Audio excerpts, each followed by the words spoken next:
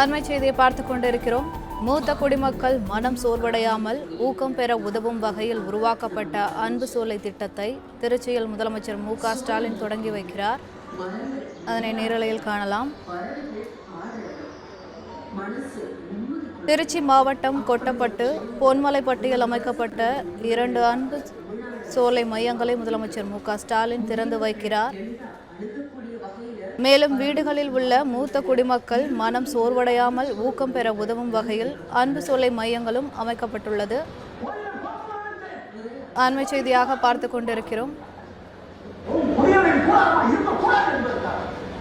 உடற்பயிற்சி செய்யலாம், உள்ள மகிழலாம், மாலையில வீட்டுக்கு திரும்பி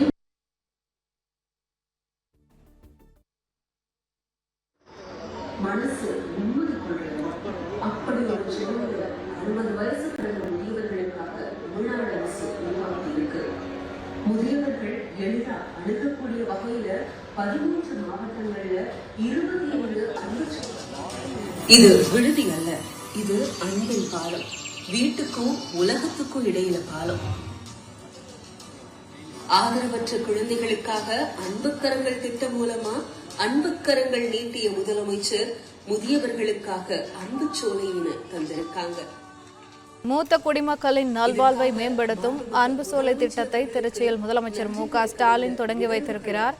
இது குறித்த கூடுதல் விவரங்களை எமது செய்தியாளர் கலைவேந்தன் வழங்க கேட்கலாம். வணக்கம் கலைவேந்தன், விவரங்கள் என்ன?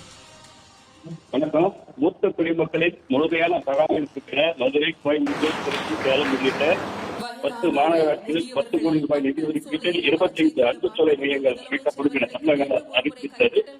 அதன் அடிப்படையில் இந்த பகல் நேர பாதுகாப்பு மையங்களில் பெரியவர்கள் தோழமை உடனும் பயனுள்ள பணிகளில் ஈடுபடலாம் என பகல் நேர பராமரிப்பு உதவி, அத்தியாவசிய மருத்துவ பராமரிப்பு ஏற்பாடுகள் மற்றும் பொழுதுபோக்கு நடவடிக்கைகள் உள்ளிட்ட பல்வேறு தேவைகளை தன்னார்வ தொண்டு நிறுவனம் துறையுடன் இந்த அன்பு சோலைகள் வழங்கும் என கூறப்படுகிறது. இதன்படி திருச்சி மாவட்டத்தில் கொட்டப்பட்டு பொன்மலைப்பட்டி ஆகிய 2 இடங்களில் இந்த 2 மையங்கள் அமைக்கப்பட்டுள்ளன.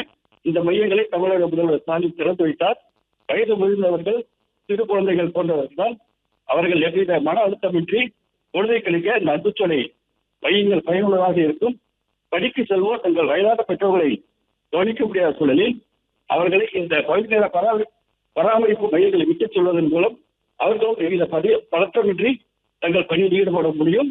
இது போன்ற முதியவர்கள் தங்கள் பொழுதை இனிமையாக கழிக்க முடியும் என்பது அன்பு சோலை மையங்கள் உதவிகரமாக இருக்கிறது. பிளே ஸ்டோர் மற்றும் ஆப் ஸ்டோரில் இருந்து பாலிமர் செயலியை QR கோடு மூலம் பதிவிறக்கம் செய்யுங்கள். செய்திகளை உடனுக்குடன் பெறுங்கள்.